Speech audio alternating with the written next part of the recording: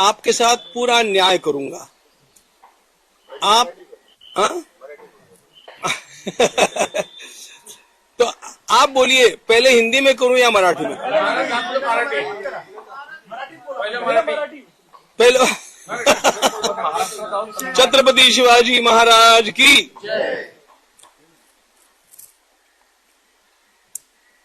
हमारे मराठी बंधुओं ने आग्रह किया है कि मैं मराठी में बोलूं, म्हणून मी आधी मराठी में बोलणार आहे। फिर भी एक बात बतला देता हूं कि यदि कुछ हिंदी भाषा में ही चाहते होंगे, मैं मराठी का पूरा होने के बाद में उनके लिए भी समय दूंगा। आपको जितना समय चाहिए उतना मैं दूंगा। बस आपसे मेरी एक खाली प्रार्थना है कि वो एबीपी के विशाल पांडे ने जिस प्रकार का असभ्य व्यवहार किया, ऐसा व्यवहार आप न करें। मैं अयोध्या में मीडिया फ्रेंडली माना जाता हूं। मैं सबको समय देता हूं, सबके साथ सहज मिलता हूं। तो इस बात को ध्यान में लेकर के आप भी सौजन्य का व्यवहार करें। आपको जितना समय चाहिए उतना मैं दूंगा। मराठी में पहले बात कर लूंगा, फिर हिंदी वाले हिंदी चाहते होंगे उनके लिए हिंदी में भी बात करूंगा। तर आता आपण मराठी सुरू करूया, ठीक आहे ना? हां, सर्वात पहिल्यांदा मला आज तुम्हाला बोलवावंसं वाटलं, याचं कारण काल सगळीकडे खुळचटपणानं एक बातमी पसरवली जात होती की कोषाध्यक्ष राजीनामा देण्याच्या विचारात आहेत, उन्होंने मन बना लिया है। असं म्हणायला कुठल्याही प्रकारचा आधार नाही। मी असं कधी म्हटलं नाही, मी असं कधी व्यक्त केलं नाही, मी असं कधी म्हणणार सुद्धा नाही। कारण मी छत्रपति शिवाजी महाराजांचा अनुयायी आहे। मैदान छोड़ करके भागेंगे नहीं, हम सारी समस्याओं को सुलझा करके रहेंगे, इतना ध्यान में रखना। आता या ठिकाणी तुम्हाला सर्वात पहिल्यांदा मला हे सांगायचं आहे की याच ठिकाणी बोलवण्याचं एक कारण आहे। हा आमचा धर्मश्री निवास आहे आणि इथे मी 1993 पासून निवास करत राहिलेलो आहे। हा अपार्टमेंट आहे, यामध्ये 10 फ्लॅट आहेत। 10 फ्लॅट पैकी एका फ्लॅट मध्ये मी राहतो आणि 3 फ्लॅट मध्ये आमच्या वेगवेगळ्या ट्रस्टची ऑफिसेस आहेत आणि एकामध्ये किचन आहे, जे आपण इथे त्याच्याजवळ आपण बसलेलो आहोत।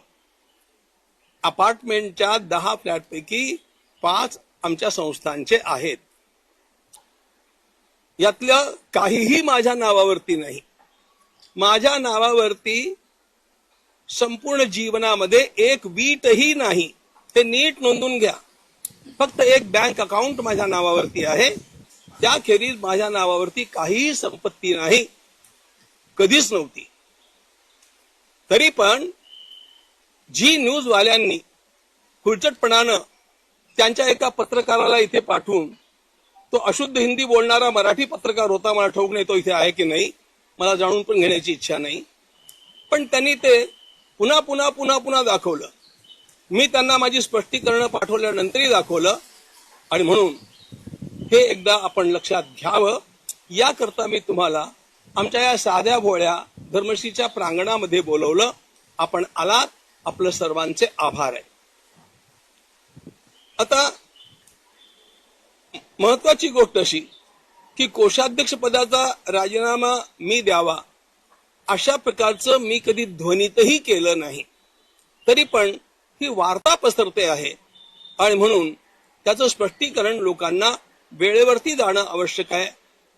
अनेक लोकांचे मला फोन येऊ लागले, मेसेज येऊ लागले की तुम्ही असं का करताय, म्हणून मी स्पष्टपणे सांगू इच्छितो, अशा प्रकारचा माझा विचार नाही, तो विचार कधीही नव्हता। कारण ट्रस्टच्या सोबत उभं राहण्याची हीच वेळ आहे। जेव्हा संघर्षाची पाळी येते तेव्हा पलायन करणं हा आपला महाराष्ट्रातला स्वभाव नाहीये। म्हणून मी ठामपणे उभा आहे आणि मी असाच ठामपणे उभा राहीन। आता यानंतर तुम्हाला काही जे प्रश्न विचारायचे असतील त्या सगळ्या प्रश्नांची मुभा आहे। अरे ठीक रहेगा.